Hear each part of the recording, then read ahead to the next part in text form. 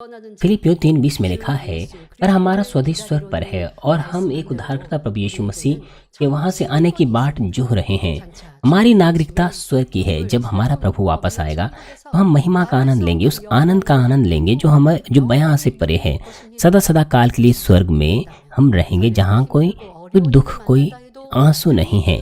अगर आप इस तथ्य को ध्यान में रखें तो कितनी ही चुनौती भरी स्थिति का आप सामना क्यों ना करें, आप विश्वास से पार निकल सकते हैं और आनंद के साथ आगे बढ़ सकते हैं।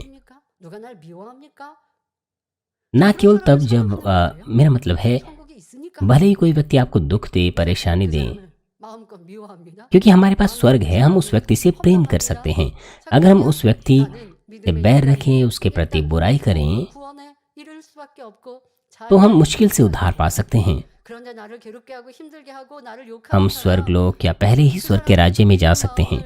लेकिन यदि हम बुराई को, बैर को उस व्यक्ति के प्रति दूर करने के लिए प्रार्थना करें, भले ही अपनी भावनाओं में हमने बुराई को दूर करने के लिए प्रार्थना की है, लेकिन अगर हम प्रार्थना करें कि पिता मुझे क्षमा करें, मैं और भी विशाल हृदय चाहता हूँ, हालांकि वो व्यक्ति आपके विरुद्ध बुराई करता है,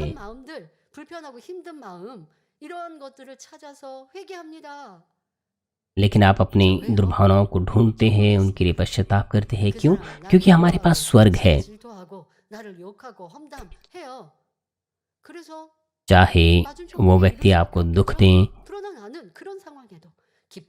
लेकिन आप ऐसी स्थिति में भी आप धन्यवादी रहते हैं, आनंदित रहते हैं और आप परमेश्वर से आशीषों के लिए प्रार्थना करते हैं।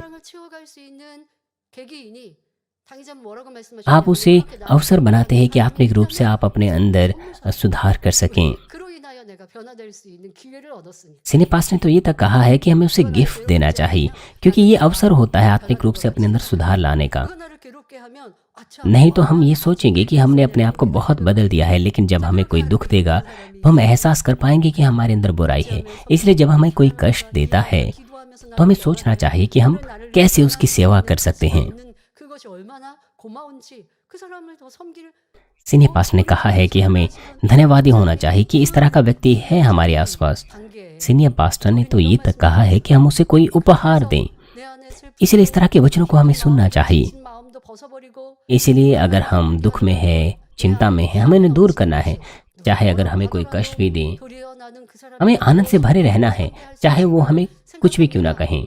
हमें इस बात पर ध्यान देना है कि हम कैसे उसके साथ भलाई कर सकते हैं। तो पिता परमेश्वर हमें देखते हैं और यहाँ पर दो लोगों में बड़ा अंतर आ जाता है। फिर यदि हम ऐसा करते हैं तो हम परमेश्वर के सिंहासन के और भी अधिक करीब जा सकते हैं। इसलिए हम अपनी दुर्भावनाओं को नियंत्रित कर सकते हैं, उन्हें दूर कर सकते हैं। इस तरह से हम स्वयं को मार सकते हैं।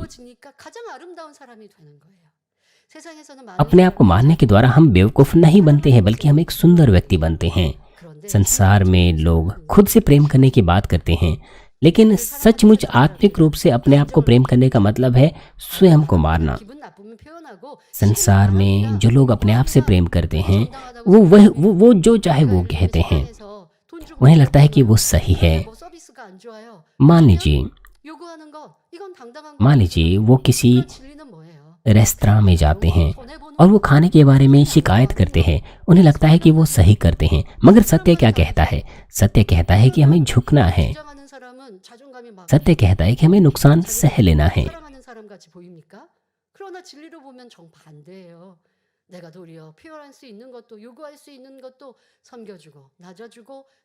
सत्य की दृष्टि में अगर हम दूसरों की सेवा करें, खुद को नम्र करें, दूसरों के लाभ को सोचें, भले ही हमारा नुकसान क्यों ना हो, ऐसा लगता है कि हम खुद को मार रहे हैं।